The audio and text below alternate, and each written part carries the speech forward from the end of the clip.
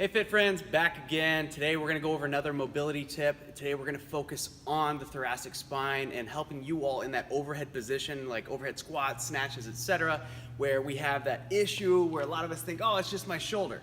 That being said, I also want to iterate that I'm not a mobility guru, but anywhere that I can add value with things that have helped me or clients or members over time, I want to impart that knowledge onto you all. And with some of the feedback we've gotten on some of the mobility videos thus far, it's been awesome. And so I'm going to continue to put these in where, when, and how I can. So again, we're going to focus on that overhead position, right? So a lot of times, especially in the States, or especially if you're just in an area where you're sitting at a desk a lot, we're in a position where we go to overhead squat and this is like the hardest thing in the world to do. And we automatically blame what? We blame our shoulders. In reality, there's more than just the shoulders that we want to focus on. We actually want to focus on the thoracic spine. The thoracic spine has a lot of control there, and over time, because we're sitting at desk, we're on our phone, right? We're starting to lose a lot of that control, and it becomes harder for us to actually keep our shoulders pinned back, our head in the right position. Kelly Starrett calls it the 40-pound head.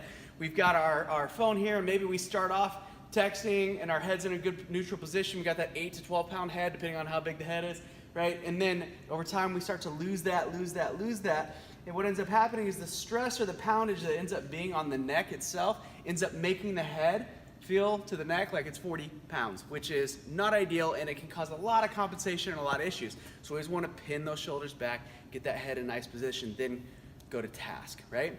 So what I'm going to show you all today is something that I learned in the early days for myself for CrossFit, and if I recall correctly, it actually comes from one of the earliest entries of the fitness journal, I believe in like 1911 or 1921, something crazy, right? It's just way back there.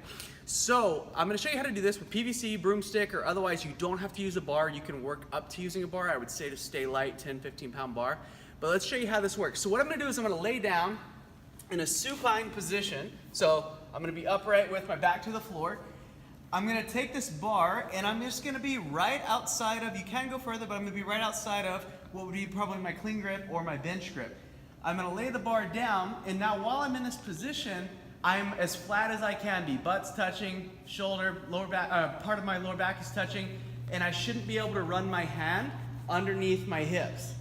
Now this is where we want to really engage the spine. So what I'm going to do is, while holding this position here, I'm going to activate all of that. Now I can run my hand underneath my back. For some of us, this is going to be a tough position to hold. So I'm active and I'm pinning my shoulder blades to the ground. I'm pushing that bar to where it'd be at a bench press or a floor press. I'm performing one, not letting go of that tension in my spine. And then as I come down to my hips, I'm going to relax it all out. Then I'm going to repeat. Engage. Nice and controlled. I'm not doing this super fast. Back to the floor, disengage. So typically what I have the athletes I work with do is they'll use this as a warm-up set. They can use it post-workout, but typically we're gonna run through that 10 passes. That's front, back, one. Now, that's something that you can utilize that'll make a huge difference in your ability to control a bar overhead, especially in the bottom of a squat. Now there's another variation, a prone variation, that we can utilize as well. So very similar to the supine variation, I'm going to lay down on my stomach.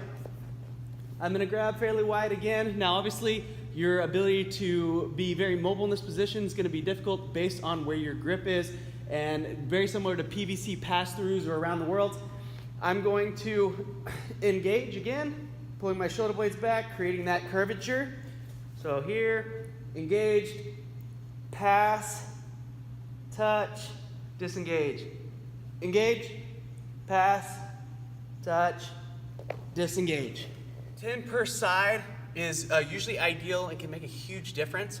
It will take time, just like anything else. For years we've been getting in these, we're in these ergonomical pieces of furniture, and it's allowing us to really crap out our positioning. So just like that happens over time, this is gonna take some time too. That's it. That's all I got for you this week.